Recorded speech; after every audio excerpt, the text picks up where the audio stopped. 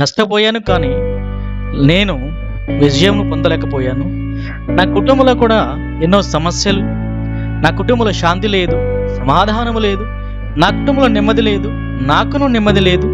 ఇంకను ఈ జీవితమును నేను ఎందుకు కొనసాగిస్తున్నాను అనే స్థితి, అనే ఆలోచన నీలో మొదలైందా? అలా ఆలోచించే స్థితి నీది కాదు, కానీ అది అపవాది కుతంత్రమని నీవు గమనించవలసి ఉన్నది. అందుకే దేవుని వాక్యము మాట్లాడుతూ 2 తిమోతి 1:7 దేవుడు మనకు శక్తియు, ప్రేమయు, ఇంద్రియ నిగ్రహమును గల ఆత్మనే ఇచ్చును గాని పిరికితనము గల ఆత్మను ఇవ్వలేదు.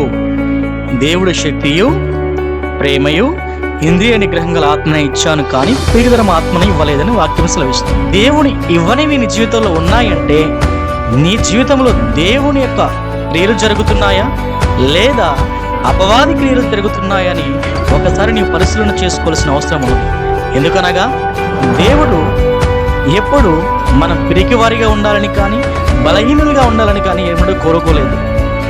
దానికి మన వాక్యం నుంచి పరిశీలించగా గొలియాతు ఇశ్రాయేలు జనుల మీదకి వచ్చి యుద్ధము చేయుచున్నప్పుడు సౌలు అక్కడున్న సైనికులు కూడా ఆ గొలియాతు దేహమును, అతని భారీ శరీరమును చూసి, అతని బలమును చూసి, తన చేతిలో ఉన్న ఖడ్గమును చూసి భయపడి వారు మౌనంగా ఉన్నారు. కానీ గొర్రెల కాచుకుంటున్న గొర్రెల కాపరి అయిన దావీదు చిన్నవాడిగా ఉన్నప్పుడు కూడా ఆ దేవుని ఆత్మ చేత, దేవుని యొక్క బలము చేత తను సున్నతి లేని గొలియాతు ఇశ్రాయేలుని ఈ విధంగా మాట్లాడుతున్నాడని తన సహోదరుడితో మాట్లాడినప్పుడు, ఈ స్థలమునకు నువ్వు రాదగదు, ఈ స్థలమునకు నువ్వు ఎందుకు వచ్చావు, నువ్వు వెళ్ళిపోని మాట్లాడే స్థితిలో ఉన్నప్పుడు దావీదు నేను యుద్ధము చేస్తానని యుద్ధమునికి వెళ్ళినప్పుడు అతని చేతిలో యుద్ధోపకరణములు లేవు, కానీ ఆత్మయను ఖడ్గమును, దేవుని యందు విశ్వాసమును డాలును పట్టుకుని తను దావీదుని జయించి ఉన్నాడు.